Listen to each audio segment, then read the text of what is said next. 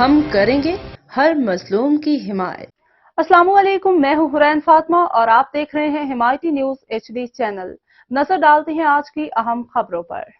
Commissioner Rawalpindi نے کہا کہ میں ڈیوٹی ٹھیک سے نہیں کر سکا۔ قومی اسمبلی کے 13 کے حلقوں کے نتائج تبدیل کیے گئے، ہارے ہوئے امیدواروں کو جتوایا گیا ہے۔ ان کا کہنا تھا کہ راولپنڈی سے 13 لوگوں کو جتوایا گیا، 70 ہزار لیڈ والوں کو ہروایا گیا۔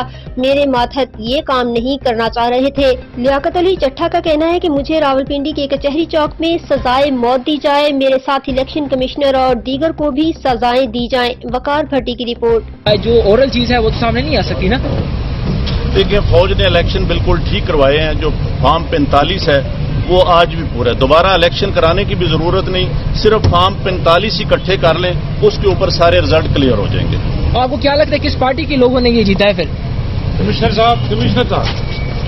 صاحب یہ بتائیے گا جو RO نے ریزلٹس روکے تھے، کیا اس میں باضابطگیاں ہوئی ہے؟ کیا کہیں گے آپ؟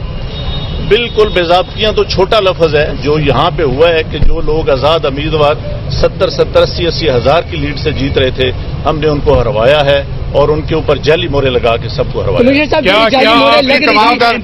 آپ نے کسی سے کہا کہ سب کچھ ہو رہا ہے، غلط ہو رہا ہے، اس کو روکا جائے؟ دیکھیں، میں یہ ساری اس غلط کاری کی ذمہ داری اپنے اوپر لے رہا ہوں اور ساتھ آپ کو بتا رہا ہوں کہ جو چیف الیکشن کمشنر ہے، جو چیف جسٹس ہے، وہ بھی اس کام میں پورے شریک ہیں۔ کس کے کہنے پہ سب کچھ ہوتا رہا؟ یہ اتنا سب کچھ ہوا، آخر کس کے کہنے پہ ہوتا رہا؟ آپ کے اوپر کوئی دباؤ تھا؟ کس نے ایسا کیا؟ میرے اوپر کوئی دباؤ نہیں ہے۔ میرے باپ دادا بھی انگریزوں کے خلاف اور سکھوں کے خلاف جنگیں کرتے رہے ہیں، لڑتے رہے ہیں یہ ملک بنانے کے لیے۔ اب میں اس ملک کو توڑنے کا حصہ نہیں بن سکتا۔ کمشنر صاحب، آپ نے راولپنڈی کی بہت بڑی خدمت کی ہے، آپ نے بڑے بڑے میگا پروجیکٹ پہ 24 گھنٹے کام کیا ہے۔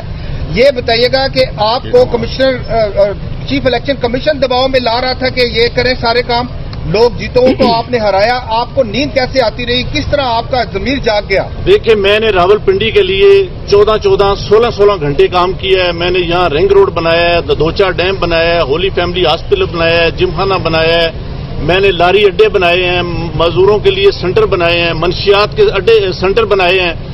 سب کچھ میں اپنے ملک کی بہتری کے لیے کرتا رہوں، لیکن آخر پہ میں نے جو اس ملک کے پیٹ میں چھرا گھونپا ہے، مجھے وہ سونے نہیں دیتا۔ کمشنر